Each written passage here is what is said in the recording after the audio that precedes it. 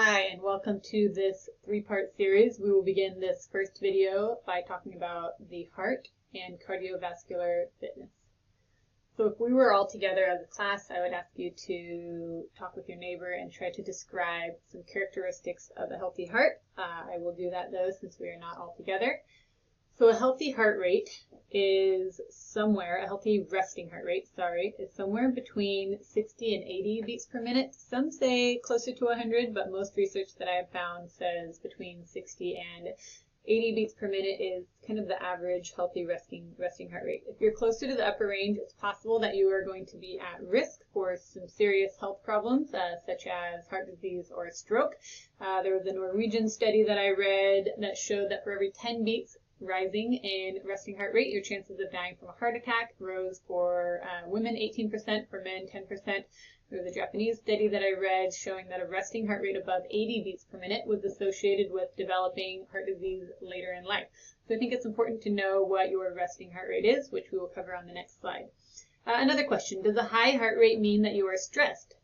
Yes, potentially. However, other causes of a higher resting heart rate could be that you've had caffeine, that you have smoked, that you are dehydrated and have not consumed enough liquids, that you have a fever, that you are low in iron. So there are other reasons that you might possibly have a high resting heart rate. Tachycardia is when your heart beats more than 100 times per minute.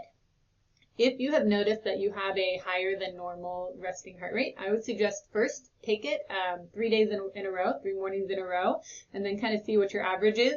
If you are above 100, I would suggest that you call your doctor and let them know, hey, I've been taking my resting heart rate every morning and I'm regularly above 100 and I'd like to have it checked out.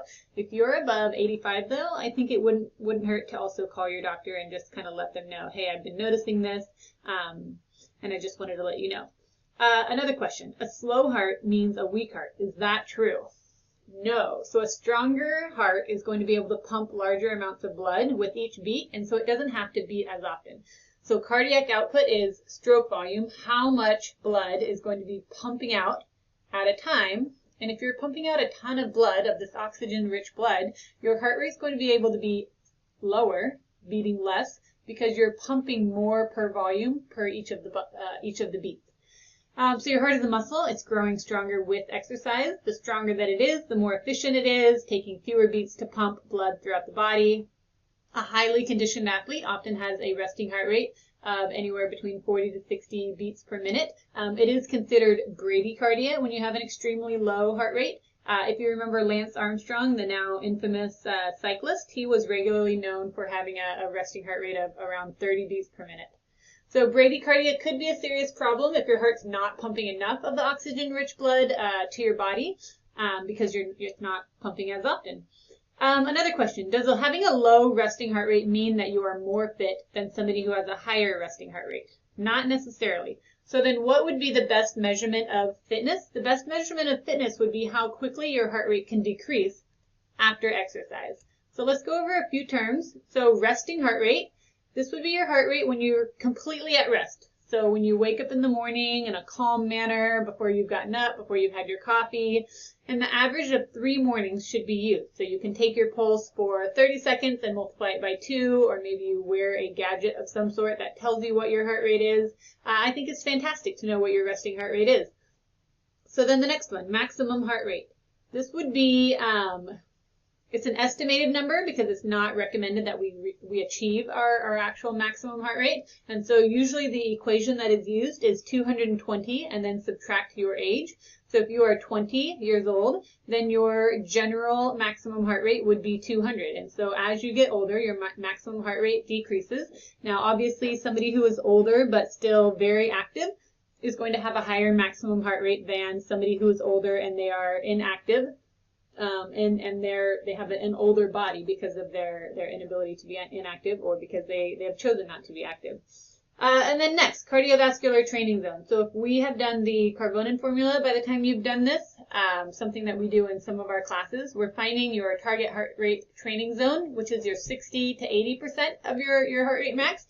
The cardiovascular training zone then is between 70 to 85% of your own heart rate max. So it's the optimum cardiovascular training zone. This zone helps you with fitness and stamina. It helps to condition your heart and your blood vessels. If you have regularly been an active person, then when you're doing your intentional physical activity, shoot for somewhere between 80 to 85% of your target heart rate max. If you've not been very active, then I would suggest that you try to go toward maybe 60% of your target heart rate max until you can work up to that. So let's say that we were doing some sort of activity. So in class, if we were all together, we would do a step test, but anything. Let's say that two people went running together. One person is not in particularly great shape. The other person is in better shape. So they begin to work out, and their heart then has to meet the demands for the exercise by beating harder and harder and harder. So now this person who is fit, their heart is able to meet the demands, and so they're able to plateau, and their heartbeat is able to then go steadily, whereas the person who is unfit continues to have to beat faster and faster and faster, and then say they stop right around here. Characteristics of somebody who is not in shape cardiovascularly would be that it's a long, slow decline in heart rate back down to resting heart rate, where somebody who is in better shape, their heart is in better shape, their heart rate will quickly decline after exercise, and so that is a better indicator of how healthy your heart rate is. How quickly from the moment you stop exercise can it get back down to your resting heart rate. So if we were all to go camping and I made a fire just with kindling, we're going to have a really quick fire right away, but it's not going to last very long. And then if the next day we had another fire, but this time I only used really big pieces of logs and such, it might take a really, really, really long time before we get a fire going, right? But what if I use kindling and some bigger pieces of logs and such? We're going to have a blazing fire pretty quickly, and it's going to last a long time. How does this correlate to exercise? For those of you who like to walk or go on long, slow jogs, it takes a long time before your body and your heart rate get elevated, right? But eventually it does. For those of you who like to sprint, you can do a few sprints, but then you kind of run out of energy. So how could you take the activities that you enjoy doing, increase the activity, increase the intensity, but then also have some slower, lower times? Or if you're a jogger, how could you do your jogging, but then increase your activity? So maybe some up-paced tempo and such. So how can you make your activity of choice an aerobic? So that'll be this example. Long and slow meets the demands for oxygen, and an anaerobic.